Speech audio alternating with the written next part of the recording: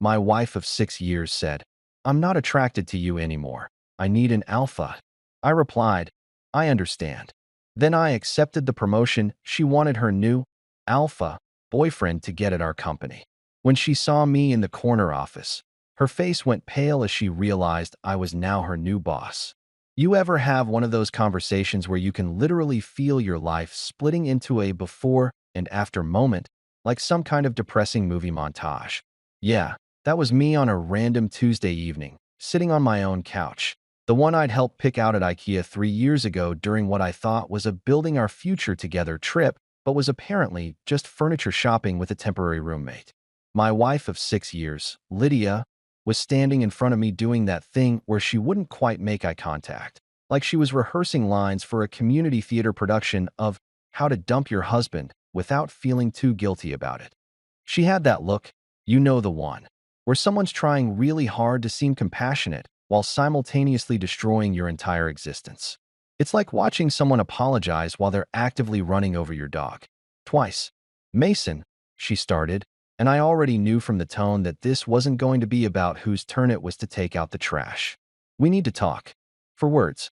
For simple words that have probably ended more relationships than infidelity, financial ruin, and differing opinions about pineapple on pizza combined. I set down my beer, a locally crafted IPA that I'd never get to finish because apparently the universe decided I needed emotional trauma instead of a mild buzz, and gave her my full attention. "I've been doing a lot of thinking lately," she continued, pacing back and forth in front of our coffee table like a lawyer delivering closing arguments. "And I think we've grown apart." Grown apart? That's rich. We lived in the same 1,500 square foot house, shared the same bed, and had a joint checking account. How much more together could we possibly be? But I didn't say that. Instead, I just nodded, because somewhere in the back of my mind, I could feel where this was heading, like watching a car crash happen in slow motion. "I love you, Mason," she said, and there it was, the conjunction I'd been waiting for. The but was coming. I could feel it in my bones like old people feel rain. "But I'm not in love with you anymore." I waited. There was more. There's always more. You're not an alpha." I blinked. Once. Twice. Processed that sentence like my brain was a computer trying to run software from 1997. "Not an alpha?" I repeated, genuinely confused. "What am I, a beta version? A lab experiment? Do I need a software update?" She didn't laugh. Lydia never appreciated my humor when she was in full dramatic mode. "I'm serious, Mason. I need someone who's more commanding, more decisive. Someone with ambition, you know? Someone who takes charge and makes things happen." Translation: someone who talks louder in meetings and makes a big show of ordering wine at restaurants. Someone who probably wears too much cologne and refers to himself in the third person. I could practically see the Pinterest board in her mind labeled "My Dream Alpha Male," with pictures of guys in suits standing on mountains, looking pensively at the horizon. "I see," I said calmly, which apparently wasn't the reaction she expected. She looked almost disappointed that I wasn't begging or crying or demanding couples therapy. "And I assume this newfound understanding of your alpha requirements didn't just come from a podcast you listened to while meal prepping?" She shifted uncomfortably, and that's when I knew. There was someone else. Of course there was. People don't usually blow up their marriages over abstract concepts. They do it because they think they found something better. "There's someone else, isn't there?" I asked, not accusatory, just stating a fact like I was commenting on the weather. Lydia had the decency to look slightly ashamed for about half a second before her face hardened into defensive mode. "His name is Brandon," she said, like she was introducing me to her new rescue dog. He's, he's everything you're not, Mason. He's confident, driven, charismatic." "Brandon," I interrupted, the name clicking into place like a puzzle piece I didn't want to find. "Brandon Mitchells? From work." Her silence was all the confirmation I needed. Brandon freaking Mitchells. The guy from sales who wore shirts so tight you could count his ribs, who laughed at his own jokes like they were the funniest things ever uttered in human history, and who had once tried to explain to me, a senior systems engineer, how computers worked. That Brandon. I almost laughed. Almost. Because in that moment, sitting there on my IKEA couch while my wife told me she was trading me in for a human protein shake with a corporate credit card, I had a moment of absolute clarity. The kind of clarity that probably comes right before people make terrible decisions or brilliant ones, and you don't know which until it's too late. Well, I said, standing up and grabbing my beer.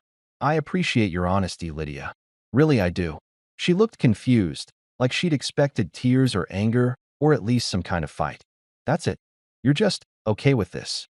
I took a long sip of my IPA, savoring it because this was definitely turning into a multiple beer kind of night. I'm not okay with it, I clarified. But I understand. You want an alpha. You think Brandon is an alpha. Who am I to stand in the way of true love and poor decision-making? You're being sarcastic, she accused. I'm being realistic, I corrected. You've clearly made up your mind. You've already got the replacement picked out. Probably been test driving him for a while now, if I had to guess. Her face flushed, confirming my suspicion. So yeah, I understand. I understand perfectly. Mason, don't be like this. Like what? Calm. Rational. Not making a scene. I headed toward the kitchen, mainly because I needed another beer and some distance. Sorry if my non-alpha response isn't dramatic enough for you. I'll try to cry into my pillow later to make it more cinematic. She followed me, her heels clicking on our hardwood floors I'd helped install last summer during what I'd foolishly thought was us investing in our home. I didn't want it to be like this, she said, and she actually sounded genuine for a moment. Nobody ever does, I replied, opening the fridge. But here we are. You want Brandon, the alpha male extraordinaire. I want someone who doesn't rate their partner on a Greek letter system. I'd say we're at an impasse. I turned to face her, beer in hand, and realized something that would have devastated me an hour ago, but now just felt like cold, hard fact. I didn't even feel that sad. Disappointed? Sure. Annoyed? Absolutely. But heartbroken? Not really. Maybe I'd known this was coming on some subconscious level, or maybe I'd already emotionally checked out of a marriage that apparently had an expiration date I wasn't aware of. I'll sleep in the guest room, I said. We can figure out the details later. Enjoy your alpha. And with that, I walked away from my wife of 6 years, my almost empty beer, and whatever illusion I'd been living under that we were actually happy. Behind me, I heard her say something else, but I wasn't listening anymore. Because here's the thing about being called not an alpha. It stings for about 5 minutes until you realize it's coming from someone who thinks Brandon Mitchells is the pinnacle of masculinity.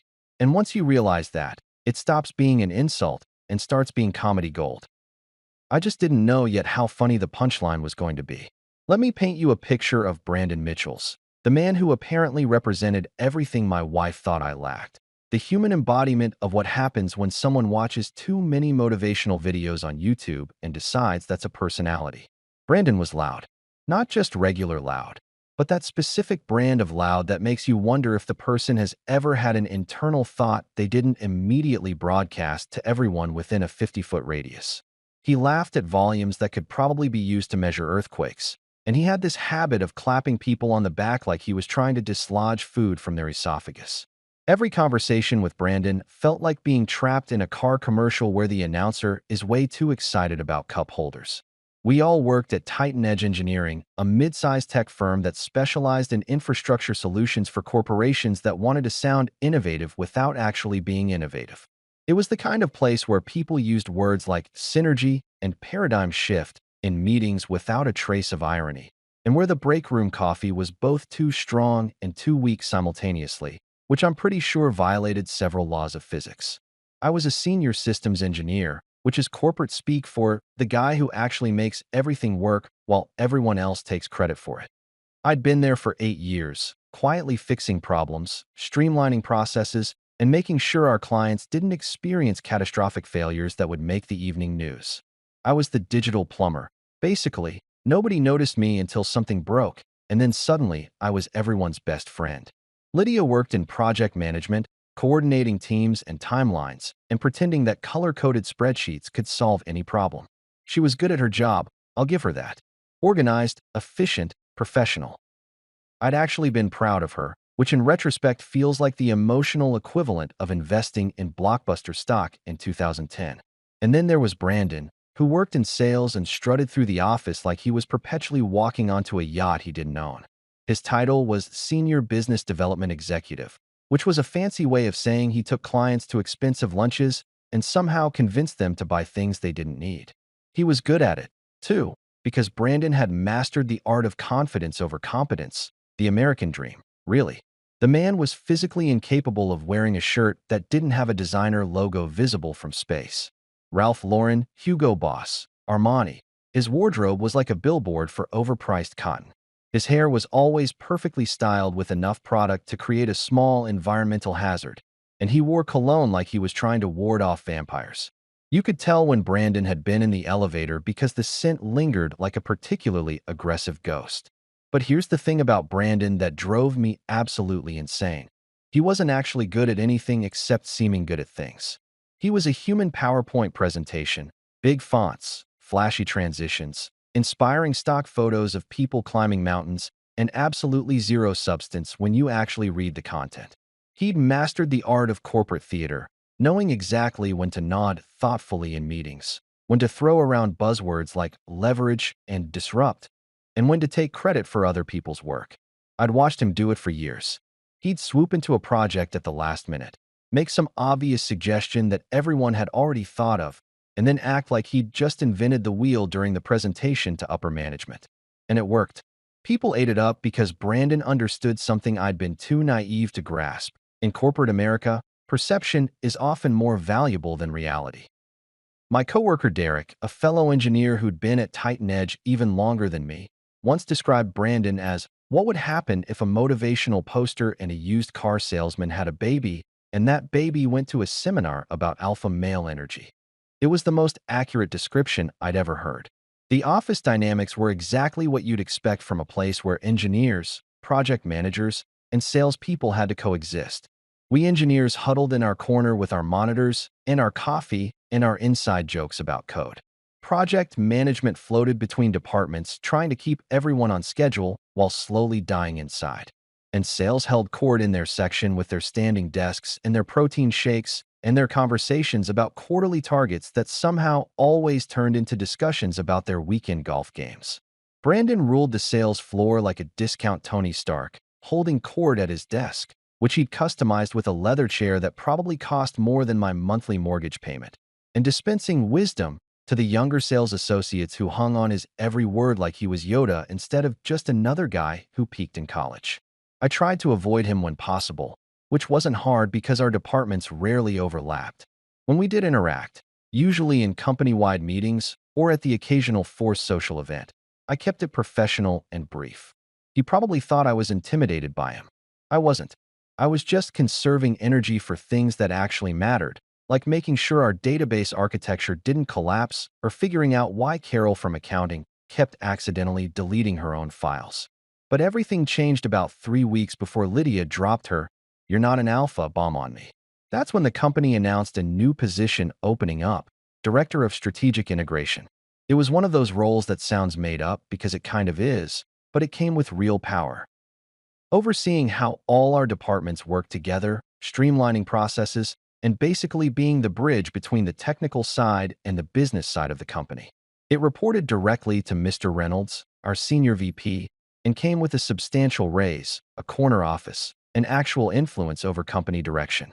The announcement hit the internal email system on a Monday morning, and I watched the entire office collectively perk up like prairie dogs spotting a predator. Suddenly, everyone was very interested in strategic integration, despite the fact that half of them probably couldn't define what that meant if their lives depended on it. I'll admit, I was intrigued.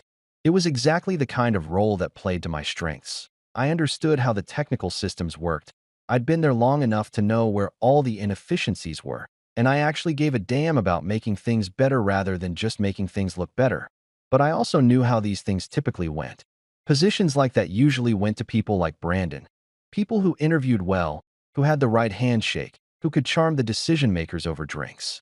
Lydia, though, was absolutely thrilled. Not for me, obviously. For Brandon. I started noticing them having more project discussions that required closed doors and hushed voices. She'd come home talking about how Brandon was definitely going to get the director position and how he was exactly what the company needs. She showed me his draft proposal on her laptop one evening, beaming with pride like she was showing off a kindergartner's finger painting. "Isn't it brilliant?" she asked, pointing at a section that basically said, "We should do things better and more efficiently in 10 different ways without actually explaining how. It's certainly confident, I replied, which was the most diplomatic thing I could manage. What I didn't tell her was that I'd spotted at least 3 major technical errors in his proposal, including a suggestion that would have literally crashed our entire client management system. The man wanted to optimize server response times by reducing redundancy protocols, which is like saying you want to make your car faster by removing the brakes. I also didn't mention that several people in upper management had started quietly asking me questions about integration challenges and system architecture, or that Mr. Reynolds had pulled me aside after a meeting and asked if I'd ever considered moving into a leadership role. Because here's what Lydia didn't understand about being an alpha. Real power doesn't announce itself. It doesn't need to. It just quietly makes things work while everyone else is busy making noise. And Brandon? Brandon was all noise. The thing about watching your life implode in slow motion is that you get a weird kind of clarity. It's like when you're watching a horror movie and you can see the killer hiding behind the door, but the character on screen is completely oblivious. Except in this version, I was both the audience and the person about to get stabbed, and honestly, I was more curious than scared about how this was all going to play out. It was 2 days after Lydia's "You're not an alpha" speech, and we'd fallen into this bizarre routine of pretending everything was normal while simultaneously knowing that our marriage had the structural integrity of a house of cards in a windstorm. She'd sleep in our bedroom. I'd taken up residence in the guest room, and we'd pass each other in the kitchen making coffee like two strangers at a hotel continental breakfast who were trying really hard not to make eye contact. I went to work, did my job, fixed problems, attended meetings where people said things like circle back and touch base without actually committing to doing anything. You know, normal corporate existence. But then something interesting happened. Mr. Reynolds called me into his office on a Thursday afternoon.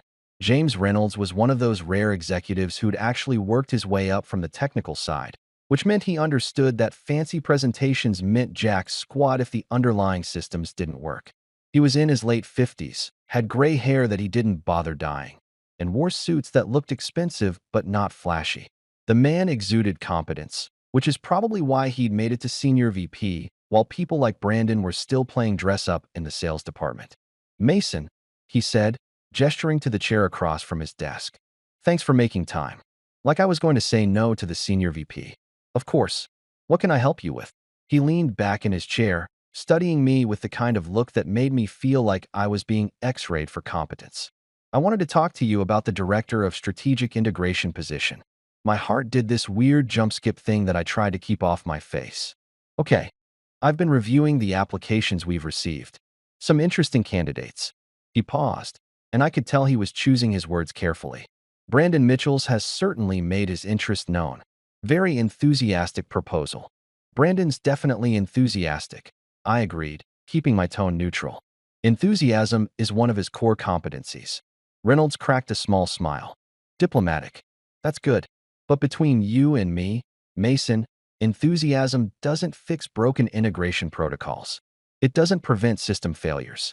And it definitely doesn't understand the technical infrastructure that holds this entire company together." I waited. This felt like it was going somewhere, and I'd learned a long time ago that sometimes the best thing to do in a conversation is shut up and let the other person get where they're going. "You've been here 8 years," he continued. "In that time, you've handled every major crisis we've had with minimal drama and maximum efficiency.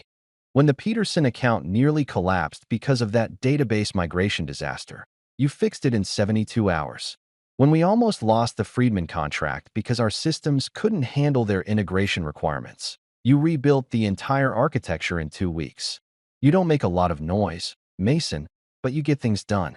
And that's exactly what this role needs." "I appreciate that," I said, genuinely meaning it. "I'm not blowing smoke up your ass," Reynolds said bluntly. "I'm offering you the position, if you want it." And there it was. The thing I'd been half hoping for and half dreading because I knew what it would mean. Taking this job would be professional suicide for Brandon's chances. It would embarrass Lydia, who'd been basically running a PR campaign for her new boyfriend. It would shift the entire power dynamic at Titan Edge in ways that would make people uncomfortable. It would also be absolutely hilarious. "Can I think about it?"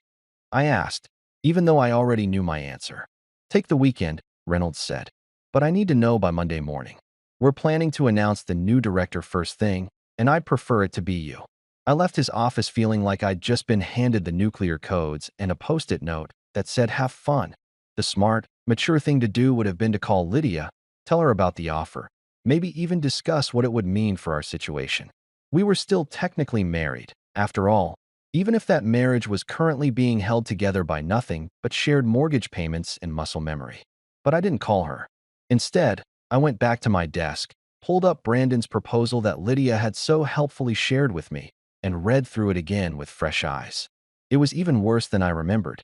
He wanted to implement a revolutionary cross-platform synergy model that would basically require us to rebuild our entire infrastructure using buzzwords and hope. There was a section about leveraging AI-driven solutions that made it clear he thought AI was some kind of magic wand you could wave at problems. And my personal favorite, a timeline that suggested we could overhaul 8 years of established systems in 6 months with the right leadership and vision. It was the corporate equivalent of a toddler's drawing of a spaceship, adorable in its ambition, completely divorced from reality, and destined to explode if anyone actually tried to build it. That evening, Lydia came home practically glowing. She'd been out with Brandon. She didn't even pretend otherwise anymore. And she had that excited energy of someone who thought they were winning at life. "Brandon's feeling really good about the director position," she announced, pouring herself a glass of wine. "He said Mr. Reynolds seemed really impressed during their meeting." "That's great," I said, microwaving leftover Chinese food because cooking felt like too much effort for my current existence. "You know what he told me?" She didn't wait for me to answer. "He said once he gets the promotion, he's going to completely restructure how the technical and business sides communicate. Finally bring some real leadership to the company." "Restructure," I repeated. Interesting choice of words. He's got vision, Mason. That's what you never understood. Sometimes you need someone who can see the big picture instead of just getting lost in the technical details. I wanted to point out that technical details were literally what kept the company from collapsing into a smoking crater of failed systems and angry clients. I wanted to mention that vision without execution was just daydreaming with a business degree. But I didn't. Instead, I just nodded and said, "You're probably right." She looked almost disappointed that I wasn't arguing. "You're being weird." "I'm being realistic," I corrected. "You've clearly moved on. Brandon's your guy now. I hope it works out for you both." "God, you're so passive," she muttered, shaking her head. "This is exactly what I'm talking about. No fire, no ambition, just acceptance. Would you prefer I throw a tantrum?" I asked genuinely. "Break some dishes? Key Brandon's car? What's the alpha move here, Lydia?" She didn't have an answer for that, so she just took her wine and retreated to the bedroom, leaving me alone with my General Tso's chicken and my thoughts. The weekend was surreal. Lydia spent most of it texting Brandon or talking about Brandon or planning her future with Brandon. She mentioned that they were planning a celebration dinner for Monday night after his big announcement. She'd already picked out the restaurant, some overpriced steakhouse where Brandon could make a show of ordering expensive wine and talking about his plans for transforming the company. "You should try to be happy for us," she said Sunday night. "I know this is hard for you, but Brandon really deserves this." "I'm sure he does," I replied, and I meant it. He deserved exactly what was coming to him. Monday morning, I walked into Reynolds' office at 8:30 sharp. He looked up from his computer and raised an eyebrow. "Well, let's do it," I said. He smiled, not a polite corporate smile, but a genuine grin that suggested he enjoyed watching competent people succeed almost as much as I was about to enjoy watching incompetent people fail. "Excellent. The announcement goes out at 9. I went back to my desk, made myself a fresh cup of coffee, and watched the clock tick toward 9 a.m. like I was waiting for fireworks on the 4th of July. Around me, the office buzzed with its usual Monday morning energy. People complained about traffic, discussed their weekends, and prepared themselves for another week of pretending to be productive. Lydia walked past my desk without looking at me, heading toward the project management section. She was wearing her lucky blazer, the navy one she wore to important meetings, and had this barely contained excitement in her step. At 8:58, I opened my email client and waited. At 9 a.m. exactly, the email hit everyone's inbox simultaneously, like a digital meteor strike.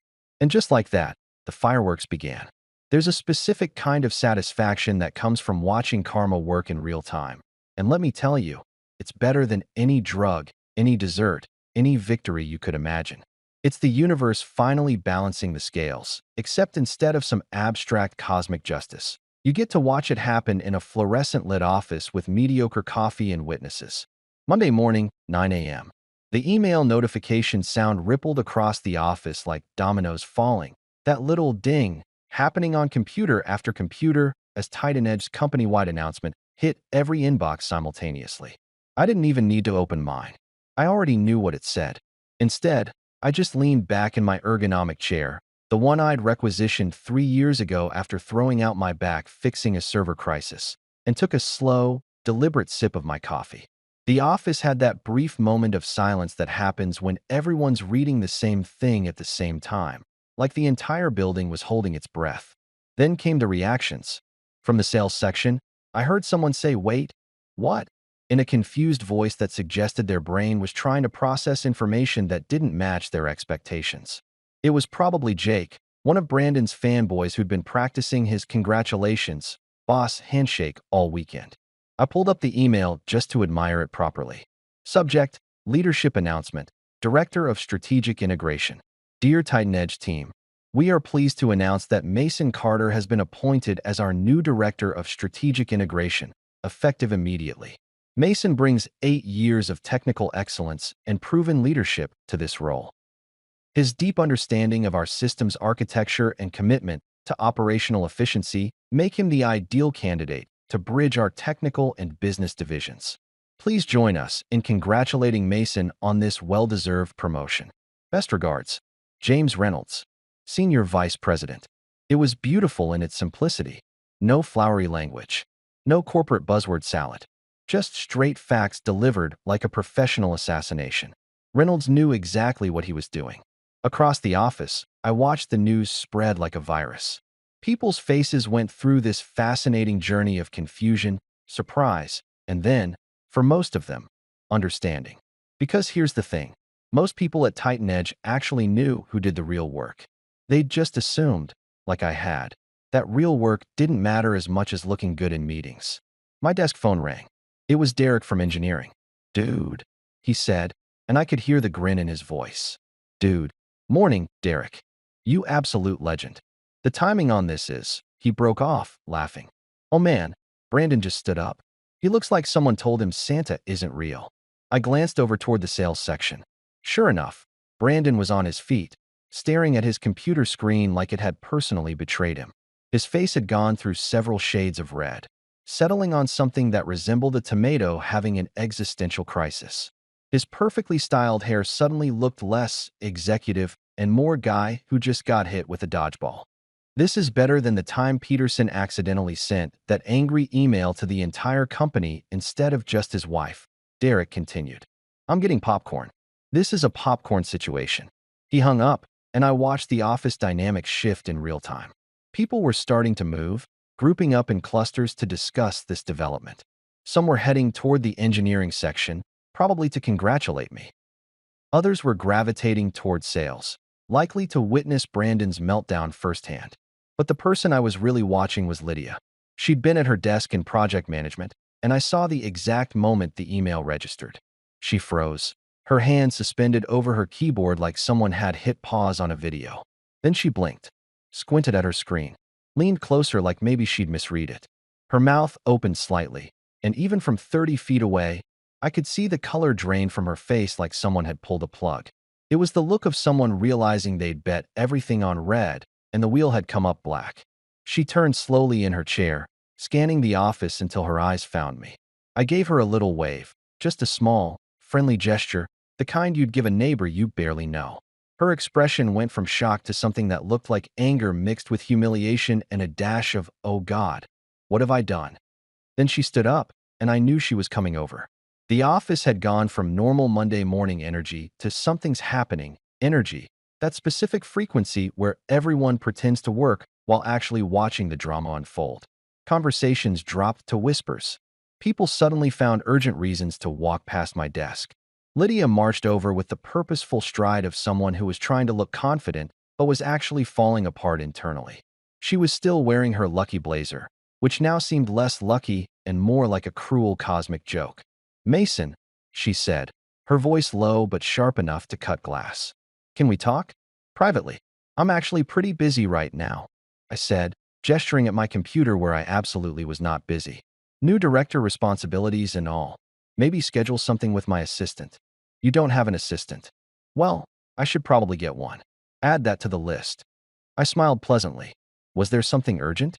Her jaw clenched. Around us, people weren't even pretending to work anymore. This was live theater, and everyone wanted front row seats. How could you do this? She hissed, leaning down so she was closer to my ear. You knew Brandon was going for this position. You knew. And you stole it from him. I leaned back, maintaining my calm demeanor because I'd learned something important over the past few days. Nothing irritates angry people more than refusing to match their energy. I didn't steal anything, Lydia. I was offered a position based on my qualifications and accepted it. That's generally how jobs work. But Brandon can apply for other positions, I interrupted. I hear sales is hiring. Oh wait, he already works in sales. Convenient. You're being petty. I'm being professional, I corrected. You know what would be petty? Announcing this at the restaurant where you two were planning your celebration dinner tonight. But don't worry, I didn't do that. See, not petty at all. Her face went even paler, and I realized she'd forgotten I knew about their dinner plans. Or maybe she just hadn't thought I'd bring it up. Mason, Mrs. Carter, I said, and I made sure to emphasize the name. I really do need to get back to work. Please keep your voice down. We're in a professional environment, and I'm your supervisor now. Let's maintain appropriate workplace decorum. The silence that followed was so thick you could have cut it with a knife and served it at Brandon's canceled celebration dinner. Around us, I heard someone, I think it was Priya from Analytics, try and fail to suppress a snort of laughter. Lydia's face went through another color transformation, this time landing somewhere between mortified and furious. You planned this, she whispered. You planned all of this. I planned to do my job well for 8 years, I said. Everything else just kind of worked itself out. Funny how that happens. She opened her mouth to say something else, but before she could, Brandon appeared like a cologne-scented thundercloud. He'd clearly speed-walked over from sales, and his face was still doing that tomato impression. This is bullshit, he announced, loud enough that the entire floor could hear. So much for professional decorum. Reynolds promised me that position. He promised. Did he? I asked innocently. Or did he just let you believe what you wanted to believe? Because there's a difference. You don't even want to lead, Brandon continued, his voice getting louder. You're a systems guy. You're support staff. This position needs someone with vision, with leadership experience, with working knowledge of how the company actually functions, I suggested, with the ability to implement changes without crashing our entire infrastructure, with a proposal that doesn't read like a motivational poster had a baby with a tech startup's failed pitch deck. Several people didn't even try to hide their laughter at that one. Brandon's face somehow got redder. You think you're so smart. I don't think I'm smart, Brandon. I know I'm competent. There's a difference. One of them gets you promoted. The other one gets you. I gestured vaguely at him. Whatever this is. Mr. Mitchells, said a voice from behind him. We all turned to see Reynolds standing there, arms crossed, looking deeply unimpressed. My office. Now. Brandon's expression shifted from angry to worried in about half a second. He shot me a look that probably would have been intimidating if I wasn't currently riding the high of cosmic justice, then followed Reynolds toward the executive wing like a kid being sent to the principal's office. Lydia stood there for another moment, looking between me and the growing crowd of coworkers who were absolutely going to be talking about this for weeks. Then, without another word, she turned and walked back to her desk with as much dignity as she could muster, which wasn't much. The office stayed quiet for about 3 more seconds before exploding into conversation. People crowded around my desk offering congratulations, some genuine, some just wanting to be part of the story they'd tell at happy hour later. Derek appeared with actual microwave popcorn. Told you this was a popcorn situation. You're an idiot, I said, but I was grinning. Yeah, but I'm an idiot who just watched you verbally destroy 2 people before 9:30 a.m. That's quality entertainment. He wasn't wrong. My phone buzzed with a text from Reynolds. Well handled. Welcome to leadership. I looked around the office. My office now, really, or at least more mine than it had been an hour ago. People were still buzzing about what had happened. Lydia was at her desk, staring at her screen like it might offer her an escape route. Brandon was presumably getting a reality check from Reynolds. And me? I was just sitting there, drinking my mediocre coffee, thinking about how sometimes the best revenge isn't revenge at all. It's just being better at your job than the people who underestimated you. The thing about winning at work is that eventually, you have to go home. And when home is currently occupied by your soon-to-be ex-wife who just watched her boyfriend's ego get publicly executed, well, that's when the real fun begins. I took my time leaving the office that evening. Not because I was scared. Okay, maybe like 5% scared, but because I wanted to give Lydia plenty of time to work herself into whatever emotional state she was going to be in. Better to let the pressure cooker reach full steam before opening the lid, you know? At least then you know what you're dealing with. I stopped at Giorgio's on the way home, this Italian place that made sandwiches so good they should probably be illegal. Ordered myself a meatball sub with extra provolone, some garlic knots, and a cannoli for dessert, because if I was going to have a confrontation, I was going to have it on a full stomach. The guy behind the counter, Tony, because of course his name was Tony, asked how my day was. Eventful, I said. Good eventful or bad eventful? Yes, I replied, and he laughed like he understood completely. I sat in my car in our driveway for a solid 5 minutes, eating my sandwich and watching our house like it was a building I was about to breach in a hostage situation. The lights were on. Lydia's car was there. Somewhere inside, my wife of 6 years was probably pacing holes in the carpet and rehearsing her tirade. The house we'd bought 3 years ago was one of those cookie-cutter suburban models that look exactly like every other house on the block except for minor variations in paint color and door styles. Ours was the beige one with the black shutters and the maple tree in the front yard that dropped leaves like it was personally offended by the concept of photosynthesis. We'd been so excited when we bought it, talking about future kids' rooms and hosting Thanksgiving dinners and all those things people say when they think their marriage is going to last forever. Joke's on us, I guess. Or maybe just on me. The jury was still out. I finished my sandwich, grabbed my briefcase and the bag with my garlic knots, and headed for the door. The moment I turned my key in the lock, I could feel the tension radiating from inside like heat from an oven. Lydia was waiting in the living room. Not sitting, not doing anything productive. Just standing there in the middle of our IKEA-furnished living room like she was a final boss, and I'd just entered her arena.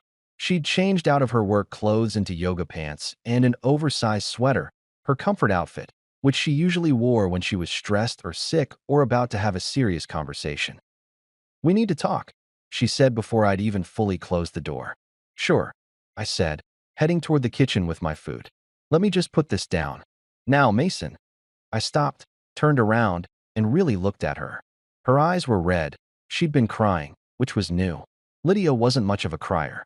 She was more of an angry cleaner, the type who'd scrub the kitchen counters aggressively when she was upset. But here she was, mascara smudged and trembling with what I was pretty sure was rage masquerading as hurt feelings. "Okay," I said calmly. "Talk. How could you do this?" she exploded, and there it was. The pressure cooker had officially blown. "How could you just steal that position from Brandon? You knew how important it was. You knew he was counting on it. You knew we were counting on it. We," I repeated. "Lydia, there is no we anymore. You made that pretty clear last week when you told me I wasn't alpha enough and announced you were upgrading to Brandon 2.0. That's not." She stopped, regrouped. "You did this to humiliate me, to get back at me." I set my briefcase down carefully, because throwing it would have been satisfying, but ultimately just bad for my laptop. "I did this because I was offered a job I'm qualified for and I accepted it. Your humiliation is a side effect, not the goal. Though I'll admit, it's a pretty entertaining side effect." "You planned this," she yelled, and wow, she was really committed to this narrative. "You knew Brandon was applying. You knew I'd told you about his proposal. And you went behind our backs and stole it." "Behind your backs," I said slowly, "would imply you had some kind of claim to it. Brandon applied for a job. So did several other people, apparently. And the company chose the person they thought was most qualified. That's not theft, Lydia. That's literally how employment works. But you never even mentioned you were interested. Because I didn't tell you every single thought in my head." I walked into the kitchen, suddenly exhausted. We weren't exactly in a sharing place at that point. You'd already mentally moved out and were planning your new life with Captain Cologne. Why would I tell you anything? She followed me, her voice getting higher. Because we're still married. Because you owed me. I owed you. I spun around, and I felt something crack inside me, not in a breaking way, but in a way that releases pressure. I owed you. Let's talk about owing people things, Lydia. Did you owe me honesty before you started whatever the hell was going on with Brandon? Did you owe me a heads up before you decided our marriage was worth less than some sales guy's attention? Did you owe me the courtesy of not using our home as a strategy session to help your boyfriend compete for a job at our shared workplace? Her mouth opened and closed like a fish. We weren't. You were feeding him inside information, I said flatly. I saw his proposal, remember? You showed it to me yourself, all proud like you were his campaign manager. Half of that data came from your project reports. Don't insult both of us by pretending this was some innocent work friendship. We're in love, she said, and she actually sounded defiant about it. That's great. I'm genuinely happy you found someone who meets your alpha requirements. But love doesn't entitle you to sabotage my career or act like I'm the villain for being good at my job. You made Brandon look like an idiot in front of the entire company. No, I corrected. Brandon made Brandon look like an idiot. I just happened to be standing nearby when it happened. His proposal was garbage, Lydia. Actual garbage. If the company had implemented his ideas, we would have been facing system failures within a month. Clients would have left. People would have lost their jobs. But sure, I'm the bad guy for being competent. She was crying now, full-on tears streaming down her face. You did this because you're angry. You're punishing me. I'm not punishing you, I said, and I meant it. I'm just not protecting you anymore. There's a difference. What's that supposed to mean? It means that for 6 years, I made myself smaller so you could feel bigger. I didn't apply for promotions because you said it would be too stressful. I didn't push back when you criticized me because I didn't want to fight. I let you define what an alpha was and accepted that I didn't measure up. But I'm done with that now. I'm done shrinking. You're being cruel, she whispered. I'm being honest, I replied. And if honesty feels cruel, that says more about the lies we were living than it does about me.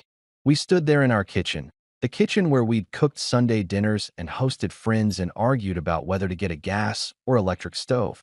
And I realized this was probably the most honest conversation we'd had in years. Maybe ever. You need to move out, I said quietly. You've got a week. This is my house too. And you're welcome to lawyer up and fight for your half in the divorce. But right now, tonight, I need you to start looking for somewhere else to be. I'll take the guest room. You can have the master. But this limbo we're in, it's over. Mason, I'm not doing this anymore, Lydia. The marriage is dead. You killed it when you decided I wasn't enough. Fine, I accept that. But I'm not going to live in this weird purgatory where we pretend to be civil while you're actively rooting for me to fail so your boyfriend can succeed. That's not what I was doing. That's exactly what you were doing, I said tiredly. And honestly, I don't even blame you that much. You picked your team. I get it. But now you have to live with the fact that your team lost, and that's not my problem to fix. She stared at me like I was a stranger, which was fair because I barely recognized myself either. This version of Mason, the one who set boundaries and meant them, was new to both of us. You've changed, she said, and it sounded like an accusation. Yeah, I agreed. I have. Turns out being called not an alpha is either a devastating insult or a wake-up call, depending on how you take it. I chose wake-up call. You're cold, she said, her voice shaking. When did you become so cold? I looked at her, really looked at her, this woman I'd loved, married, built a life with, and then watched walk away because I didn't fit her revised expectations. I'm not cold, Lydia, I said softly. I'm just done being warm in an icebox. Then I grabbed my garlic knots, walked to the guest room, and closed the door. Behind it, I heard her crying. And for the first time in weeks, I didn't feel guilty about it. If you've never experienced the particular flavor of awkwardness that comes from running a meeting with your wife and her boyfriend both in the room, let me tell you, it's like hosting Thanksgiving dinner with your family and your family's sworn enemies, except everyone has to pretend they're professionals and nobody's allowed to throw mashed potatoes. My first official meeting as Director of Strategic Integration was scheduled for Wednesday morning at 10 a.m. in Conference Room B, which was the second largest conference room and had windows that actually opened, making it the crown jewel of tight-and-edged meeting spaces. I'd spent Tuesday doing the usual new director stuff, meeting with department heads, reviewing budgets, nodding thoughtfully while HR explained policies I already knew, and generally pretending I hadn't just emotionally demolished my wife 2 nights prior. The meeting agenda was straightforward. Introduce my vision for the role, hear presentations from key stakeholders about their department's integration needs, and establish a framework for moving forward. Standard corporate stuff. The kind of meeting that normally would have put half the room to sleep by the 15-minute mark. Except this wasn't going to be a normal meeting, because Brandon had apparently decided that this was his chance at redemption. I arrived early because that's what responsible people do, and also because I wanted to claim the power seat at the head of the table before anyone else could. The conference room had that generic corporate aesthetic: gray carpet, white walls, a table that could seat 12 uncomfortably or 8 with adequate elbow room, and a projector screen that worked about 70% of the time. There was a whiteboard covered in someone's forgotten brainstorming session about Q3 optimization strategies, and a sad plant in the corner that was either plastic or had transcended the need for photosynthesis. I set up my laptop, pulled up my notes, and waited. People started filtering in around 9:55. Priya from Analytics came in first, gave me a supportive smile, and took a seat to my right. She was followed by Marcus from IT Infrastructure, Janet from Client Relations, and a few others whose positions I knew, but whose personal dramas I'd successfully avoided until now. Lydia walked in at 9:58, wearing her professional armor, a sharp blazer, minimal jewelry, and an expression that said she'd rather be literally anywhere else. She didn't look at me, just found a seat near the middle of the table, pulled out her tablet, and started scrolling through something with intense focus that was definitely fake. Then, at exactly 10 a.m., because of course he'd make an entrance, Brandon walked in. The man had somehow managed to look even more like a cologne advertisement than usual. His suit was so perfectly tailored it probably had its own LinkedIn profile. His hair was styled with enough product to survive a Category 5 hurricane. And he was carrying a leather portfolio that looked like it cost more than my first car, which was a 1998 Honda Civic with a broken AC and a passenger door that only opened from the outside. "Morning, everyone," he said, his voice carrying that particular tone of someone who thinks every room improves when they enter it. "Mason, congrats on the new role." He said it with a smile that didn't reach his eyes, the kind of smile people give at funerals when they're trying to be polite but are mostly just uncomfortable. "Thanks, Brandon," I replied evenly. "Glad you could make it." He took a seat directly across from me, which was a power move if I'd ever seen one. The alpha positioning himself to challenge the new pack leader. I almost laughed, but managed to keep it internal. "All right," I said, checking the clock. "Let's get started. Thanks everyone for being here. As you know, I'm stepping into this director role with the goal of improving how our departments work together. We've got great people doing great work, but we've got inefficiencies that are costing us time, money, and occasionally our sanity." A few people chuckled. Brandon's smile got tighter. "I want to hear from each of you about the biggest integration challenges you're facing, and then we'll prioritize what to tackle first. Let's keep it practical, specific, and honest. This isn't a feel-good session. I want real problems so we can find real solutions." I went around the table, and people opened up in ways they probably hadn't in previous meetings. Marcus talked about how the sales team kept promising features to clients that the technical team couldn't deliver on existing timelines. Janet mentioned communication gaps that left client relations scrambling to manage expectations. Priya pointed out data silos that made accurate analysis nearly impossible. And through it all, Brandon sat there with this expression like he was watching children fumble through explanations that he, the enlightened one, could fix with a snap of his fingers. Finally, he raised his hand. Actually raised his hand like we were in elementary school. "Yes, Brandon," I said. "I've actually prepared a presentation," he announced, pulling out a flash drive like it was Excalibur. "I think it addresses a lot of what people are talking about. It's called the Alpha Project Plan, a comprehensive restructuring initiative that would solve most of these integration issues." Of course it was called the Alpha Project Plan. Of course it was. "Sure," I said. "Let's see it." He practically bounded up to the projector, plugged in his drive, and within seconds we were looking at a title slide that featured the words Alpha Project Plan in letters so large and bold they were practically screaming. The subtitle read, "A Revolutionary Approach to Corporate Synergy." There was also a stock photo of a lion for some reason. The presentation that followed was exactly what I'd expected, a masterclass in saying nothing with maximum confidence. Slide after slide of buzzwords, vague promises, and graphs that looked impressive until you realized they weren't actually measuring anything specific.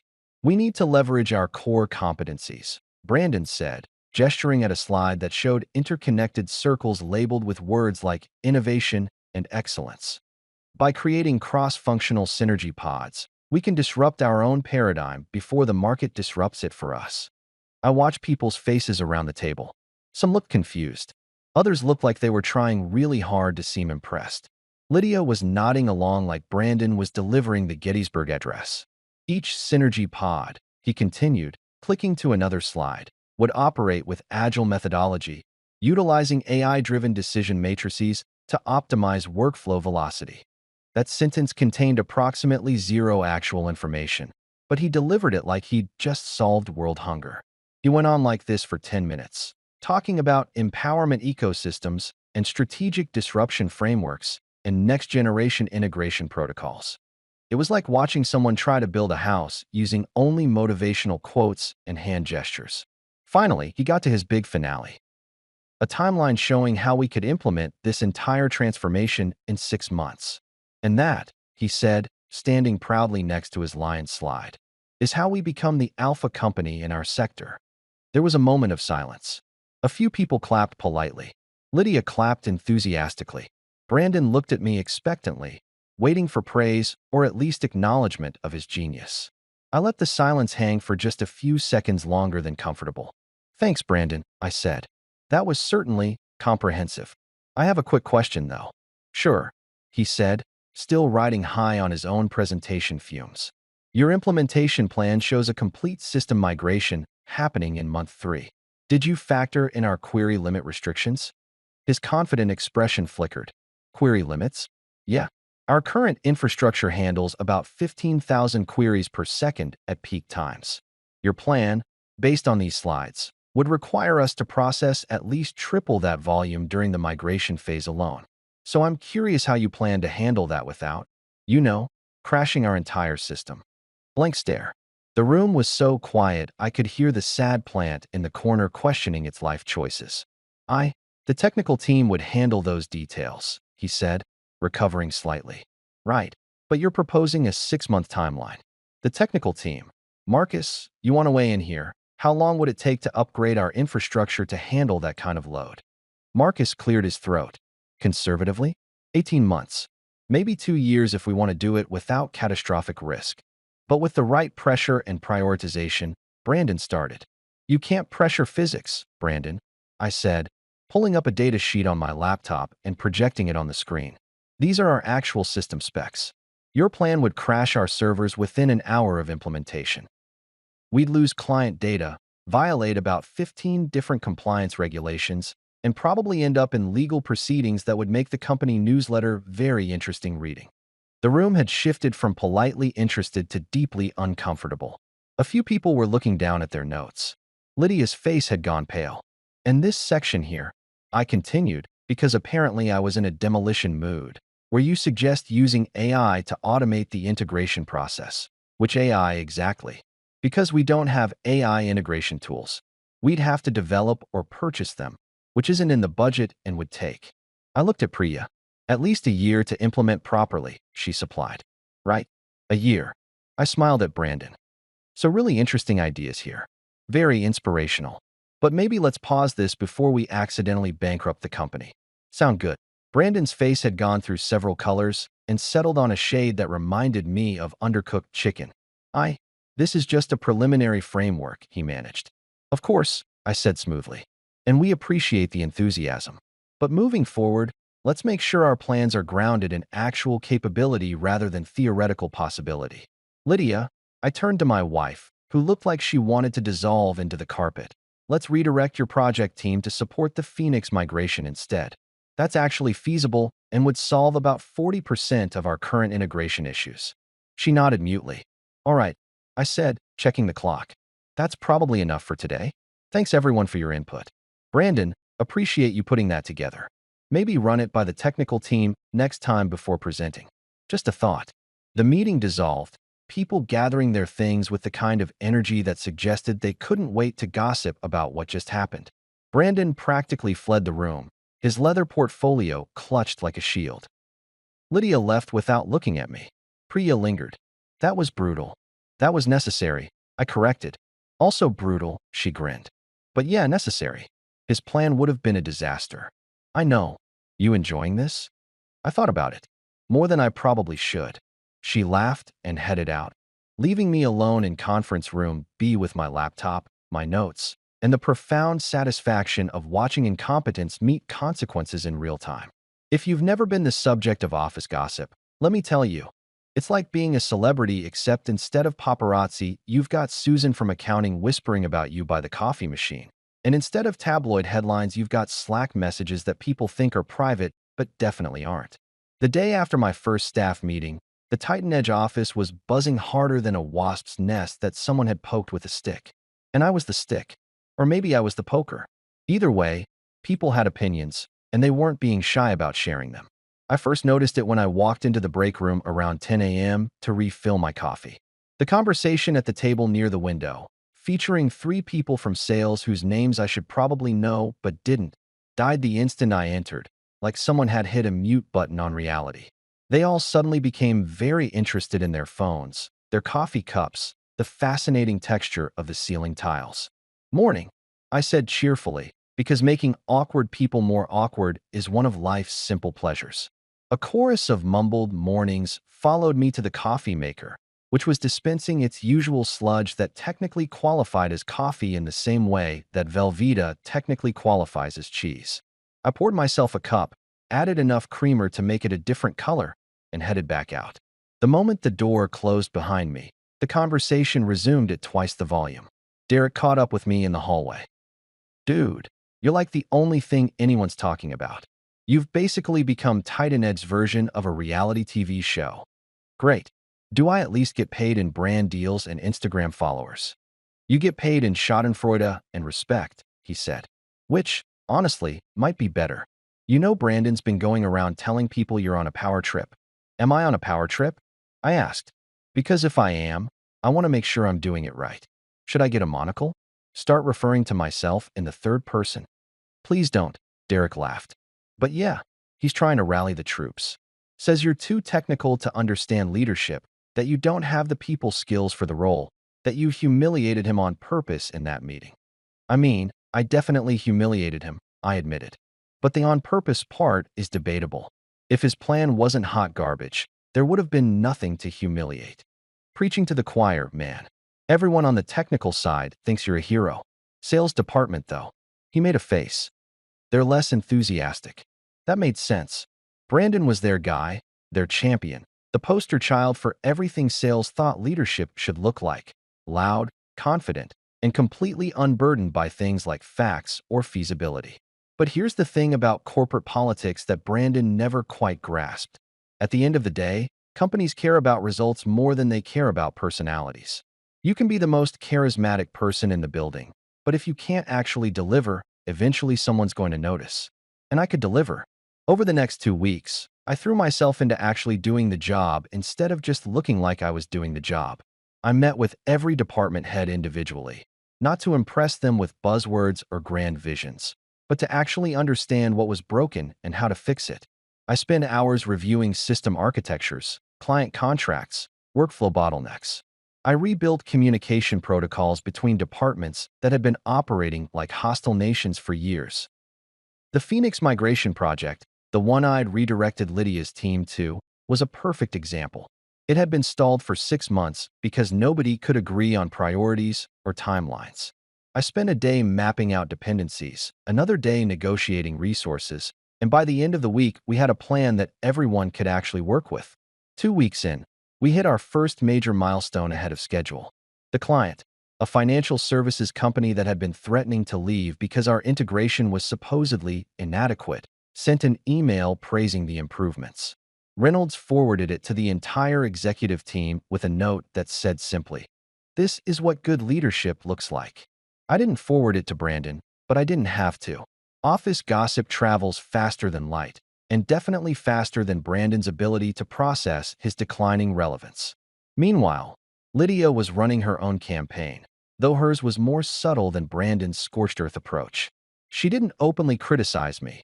That would have been too obvious and too risky given that I was technically her superior now. But she had this way of making comments that planted seeds of doubt. Mason's very focused on the technical details. I heard her tell someone in project management.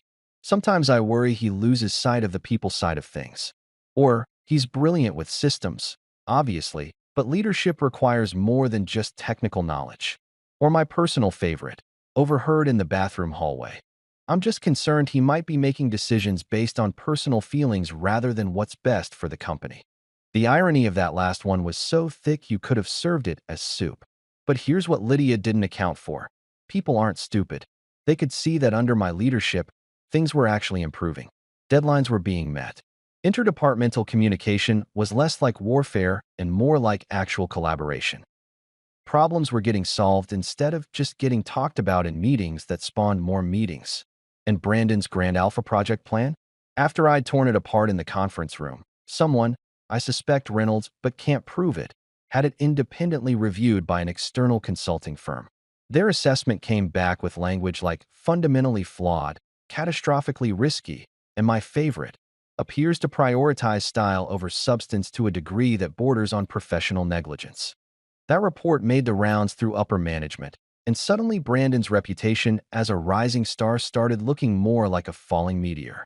The company also ran the numbers on what would have happened if we'd implemented his plan. Between the system crashes, potential data breaches, client losses, and legal exposure, we would have been looking at somewhere between $8 and $12 million in damages. $12 million. Reynolds mentioned this to me in passing one afternoon, adding, "So by not being an idiot, you basically saved the company enough money to fund the next 3 years of infrastructure upgrades. Good work." "Just doing my job," I said. "That's the thing, Mason. You actually are. Novel concept around here lately." I was in the cafeteria on a Friday afternoon, enjoying what Titan Edge generously called a gourmet sandwich, but which was actually just turkey, cheese, and existential disappointment on wheat bread, when Priya slid into the seat across from me. "You know what people are calling you?" she asked without preamble. "The guy who ruined Brandon's life?" "I mean, yes, but also no." She grinned. "Silent Thunder." I stopped mid-chew. "Silent Thunder?" "Yeah, because you don't make a lot of noise, but when you hit hard. Derek started it, but it's caught on. Even people in other departments are using it." "That's the most ridiculous thing I've ever heard," I said. "It's also kind of badass," she pointed out. "Better than what they called the last director. People called him the moisturizer because he was always trying to smooth things over without actually fixing anything." That's actually pretty accurate for corporate management in general, right? But you're different. You actually solve problems instead of just managing perceptions of problems. It's refreshing. Also kind of scary for people who've built careers on managing perceptions. I thought about Brandon, about Lydia, about all the people in this building who'd mastered the art of looking productive without being productive. "You think I'm making enemies?" "Oh, definitely," Priya said cheerfully. "But you're also making allies. The people who actually give a damn about doing good work, they love you. The people who've been coasting on charisma and PowerPoint skills, they're terrified." Which is exactly how it should be. Silent Thunder. I repeated, testing it out. I don't know whether to be flattered or concerned. Be both. It's more interesting that way. That evening, I was packing up my desk when I saw Brandon leaving early, carrying a box with some of his personal items from his desk. Not all of them. Not yet, but enough that it looked like someone preparing for an inevitable conclusion. He saw me watching and tried to straighten up, tried to look confident, but the effect was ruined by the fact that his box contained a participation trophy from a sales competition and a framed motivational poster that said, "Hustle harder." Lydia was already gone. She'd been leaving early a lot lately, and I had a feeling those early departures involved apartment hunting and conversations with divorce lawyers. We'd barely spoken since the night I told her to move out, communicating mainly through passive-aggressive notes about whose turn it was to take out the trash and whether the thermostat setting was reasonable. I locked my office. My actual office now, with a door and a window and a plant that I was determined to keep alive unlike the sad specimen in Conference Room B, and headed to my car. On my phone was a message from Reynolds. "Board meeting next month." They want to hear about integration improvements. You're presenting. No pressure. I smiled. Pressure was just another word for opportunity, and opportunity was what I'd been quietly building while everyone else was busy gossiping. Silent thunder. I could work with that. You know that feeling when things are going too well, and you just know the universe is about to throw a wrench into the machinery? That's where I was about 3 weeks into my new role as director. Projects were humming along, deadlines were being met, and I was starting to feel like maybe, just maybe, I'd actually earned this Silent Thunder nickname instead of it being an ironic commentary on my eventual failure. That's when my monitoring system started having a stroke. It was a Tuesday morning, because bad things always happen on Tuesdays, never Mondays when you're expecting them. And I was reviewing the overnight system logs with my first cup of coffee, which is the kind of thrilling activity that makes people understand why I'm so fun at parties. The logs were showing some weird activity in one of our legacy integration modules. Nothing catastrophic, just odd. Little inconsistencies that didn't make sense, like finding your furniture moved 3 inches to the left and not knowing whether you're crazy or if something genuinely happened. The module in question was one I'd built about 4 years ago, a data synchronization tool that handled client information transfers between our main database and our backup systems. It wasn't sexy work, but it was critical. If it failed, we'd lose the ability to recover client data in an emergency, which would violate about 17 different compliance regulations and probably get us sued into the next dimension. I pulled up the code repository to check if anyone had made legitimate updates. Nothing. No approved changes, no documentation, no tickets in our project management system. Just my original code sitting there like it had been for years. Except it hadn't been. I ran a comparison between the current version and the last verified backup. There were changes. Small ones, subtle ones, the kind that someone who didn't really understand the system might make thinking they were being clever. Someone had modified the error handling protocols. Specifically, they'd added a loop that would trigger if the system encountered certain data types, the kind we processed about 3,000 times a day. The loop would cause the system to keep trying to process the same data over and over, exponentially increasing server load until everything crashed like a drunk driver hitting a telephone pole. It was sabotage. Clumsy, obvious in hindsight sabotage, but sabotage nonetheless. Son of a bitch, I muttered, setting down my coffee. My first instinct was to fix it immediately, muscle memory from years of being the guy who solved problems instead of creating them. But then I stopped, hand hovering over my keyboard, and thought about it differently. If someone had deliberately broken this system, they probably wanted it to fail spectacularly. And if they wanted it to fail spectacularly, they probably wanted me to look incompetent.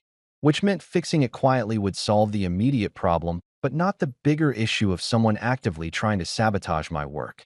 I needed receipts.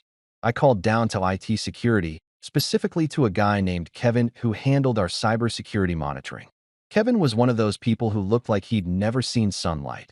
Pale, perpetually tired, sustained entirely by energy drinks and the thrill of catching people doing stupid things on company systems. Kevin, it's Mason Carter. I need you to pull some access logs for me. What are we looking for? Kevin's voice had that energy that suggested he was already 3 Red Bulls deep into his morning. System access for the legacy integration module. Specifically, I need to know who accessed the code repository between Friday evening and Monday morning. You think someone's been messing with your stuff? He sounded almost excited, like I'd just told him it was Christmas. I think someone's been doing something they shouldn't have been doing, and I'd like to know who before I jump to conclusions. Give me 10 minutes. It took him 7.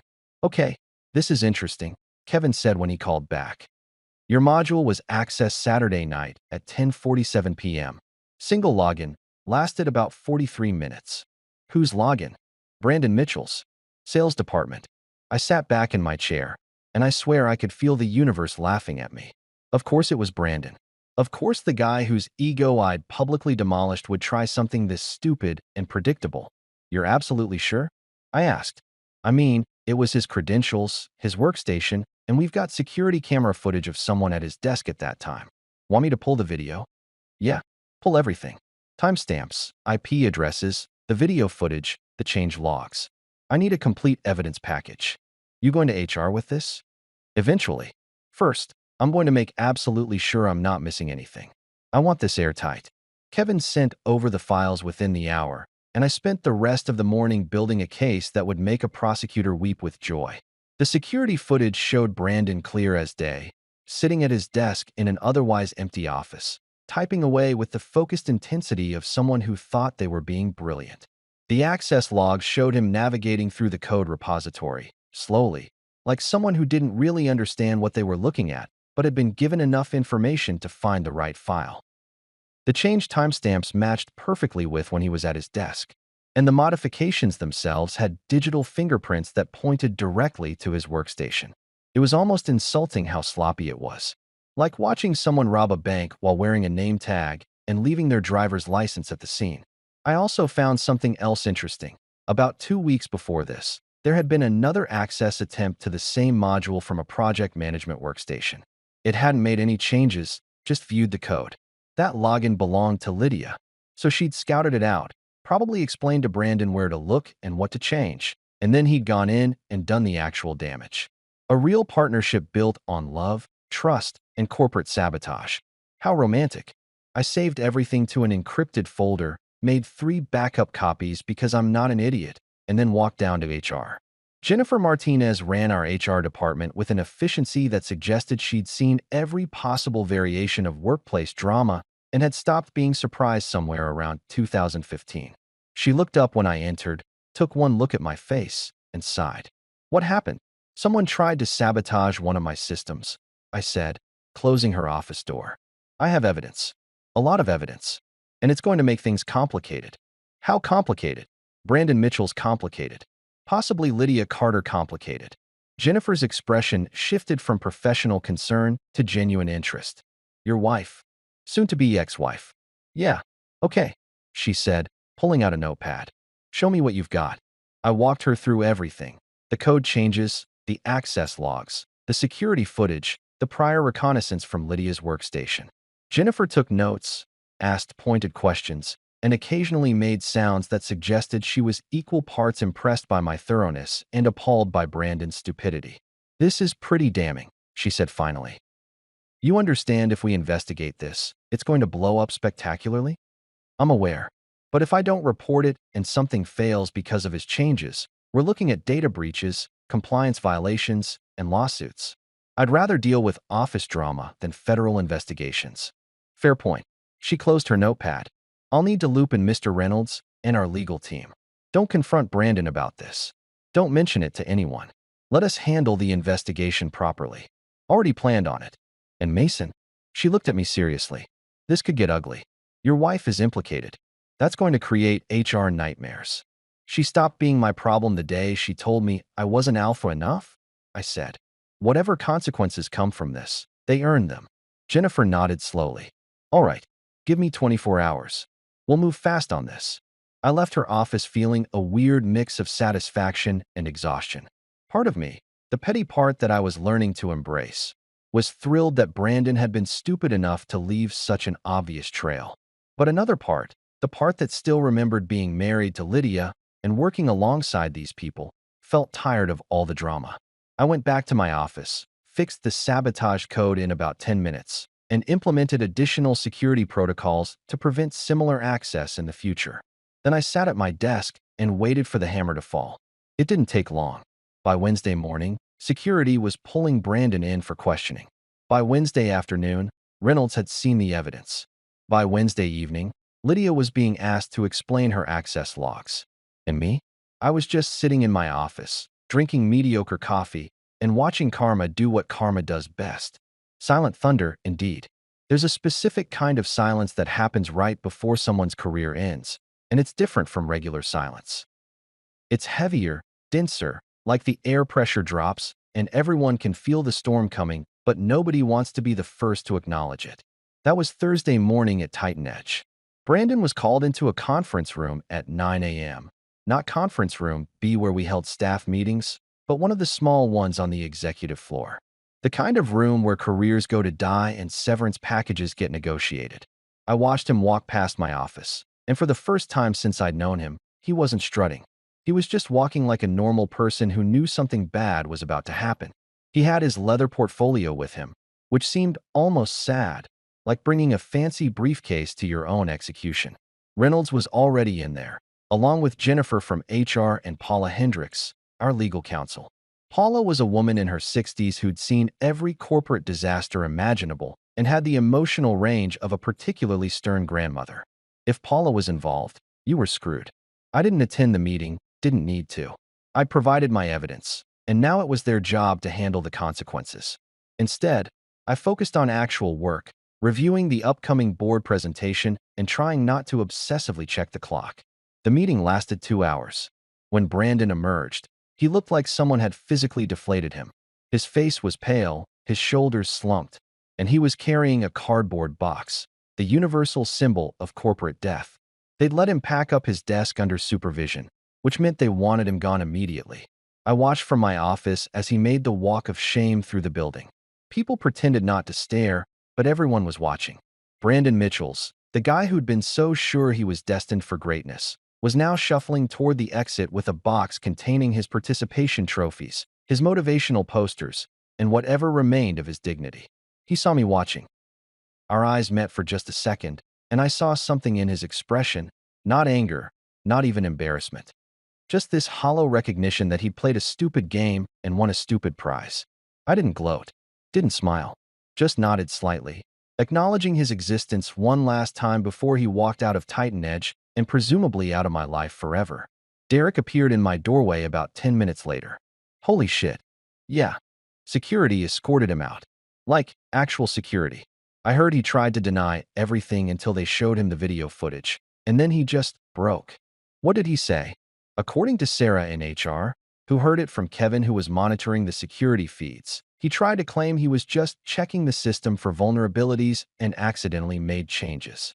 Derek snorted, like anyone was buying that. And legally? They're not pressing criminal charges because the damage was caught before it caused problems. But he signed an NDA, agreed to forfeit his remaining PTO, and is basically persona non grata in the industry now. Reynolds made it clear he'd personally tank any future job references. That seemed fair. Harsh, but fair. What about Lydia? I asked because I had to know. Derek's expression shifted to uncomfortable. She's meeting with HR right now. They can't prove she directly helped him sabotage anything. Her access was just viewing, not modifying. But they're moving her to legacy accounts. Legacy accounts. The department where old projects went to slowly die of neglect and where employees went when the company wanted them to quit without actually firing them. It was corporate purgatory, technically still employed, but with zero growth potential and the kind of work that made people update their resumes during lunch breaks. That's brutal, I said. She earned it, Derek replied. She was feeding company data to her boyfriend to help him compete for your job. Maybe she didn't directly sabotage the code, but she definitely helped set it up. He was right. I knew he was right. But there was still this weird pang of something. Not quite guilt, not quite sadness. Maybe just the recognition that the woman I'd spent 6 years of my life with was now facing professional consequences for choosing the wrong ally. Anyway, Derek continued, clearly sensing my mood. The engineering team wants to take you out for drinks tomorrow to celebrate. You in? Celebrate what? Someone losing their job.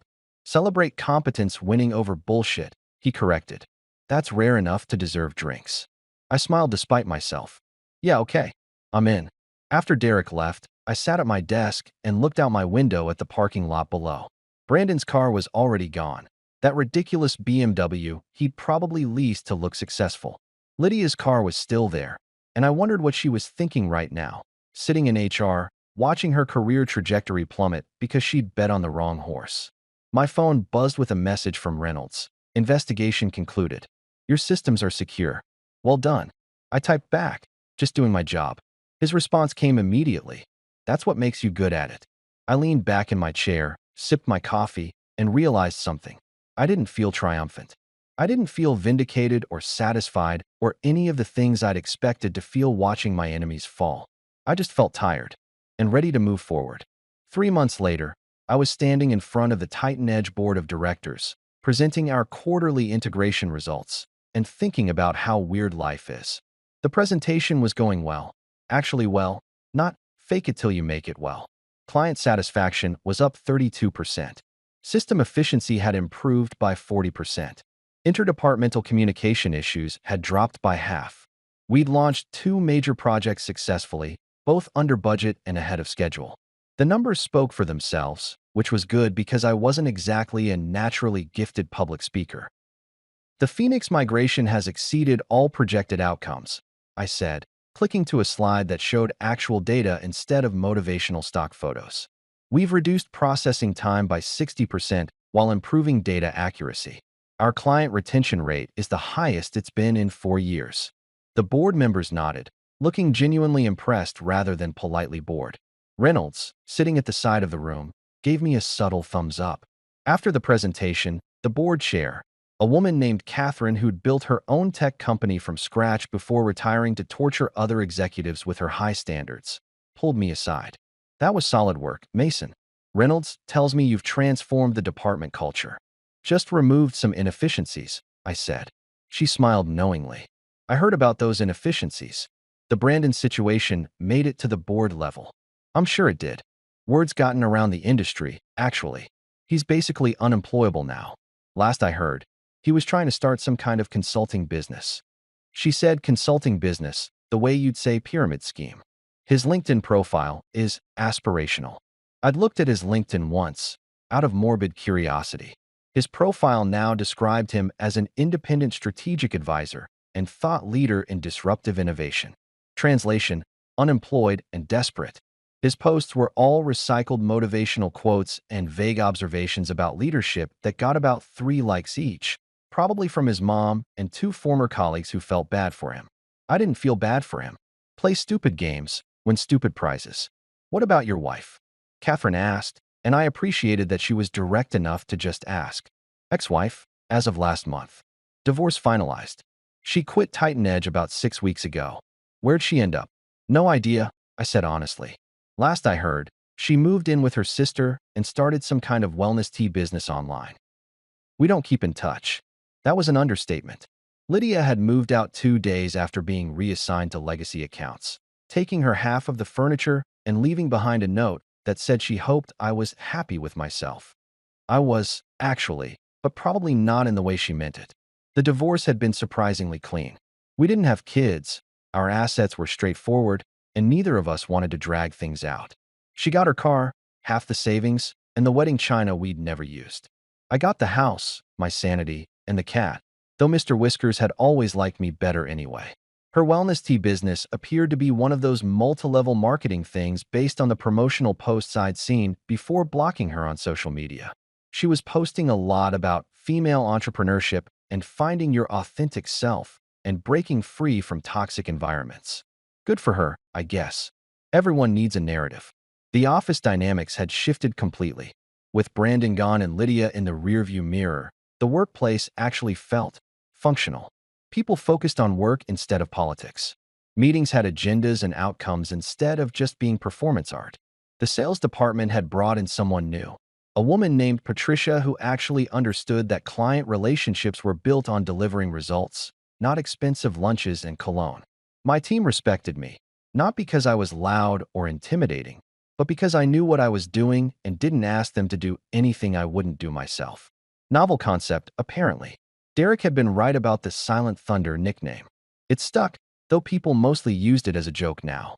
Someone had even made me a coffee mug with thunder clouds on it as a gag gift. I used it every day. Sometimes I thought back to that conversation with Lydia, the one where she told me I wasn't an alpha. The one that had felt like the end of my world, but turned out to be just the end of a chapter I'd outgrown. She'd wanted an alpha, someone loud, commanding, decisive, ambitious. Someone who looked like a leader in the way TV and movies told us leaders should look. Someone like Brandon, with his designer suits and his PowerPoint presentations and his complete lack of substance. But here's what Lydia never understood. Real alphas don't need to announce themselves. They don't need to be the loudest voice in the room or the most visible presence in the office. They don't lead through intimidation or charisma or motivational speeches. They lead by being so damn good at what they do that everyone else naturally falls in line behind them. They rebuild broken systems. They solve actual problems. They make the people around them better through competence, not inspiration. And when someone tries to tear them down, they don't roar and rage and make a scene. They just quietly gather evidence, let consequences happen naturally, and keep doing excellent work while their enemies self-destruct. That evening, I drove home to my house, just mine now, and sat on my couch with Mr. Whiskers purring on my lap. I had a beer, some leftover pizza, and the satisfaction of knowing I'd earned everything I had. Lydia had been right about one thing. She needed an alpha. She just couldn't recognize one when he was sitting right in front of her. Because real alphas don't roar. They rebuild. They refocus. They rise. Quietly. And when they do, the whole world finally hears the silence.